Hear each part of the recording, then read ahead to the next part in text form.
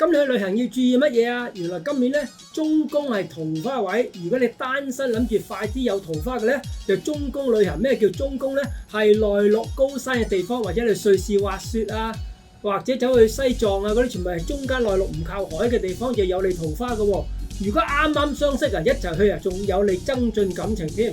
咁你文昌位喺東北，咁東北位咧，如果係旅行就有利考試嘅喎。如果仔女要考試，自己有升職試咧，可以喺東北兜個圈再翻嚟，希望對考試有幫助啦。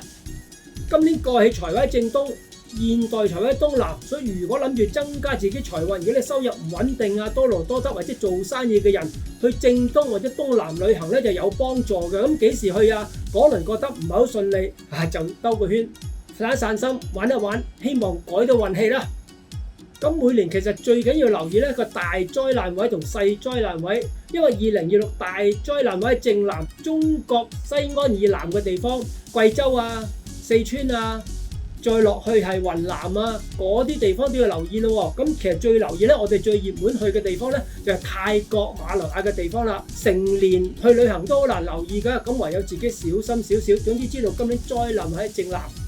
咁細災難位咧就喺西北，咁西北嚟講我哋就比較少去啦。西北就係蘇聯嘅東邊或者北歐嘅地方，咁都要留意少少啦。咁詳細邊個要留意啊？呢個就答唔到你，你自己慢慢研究啦。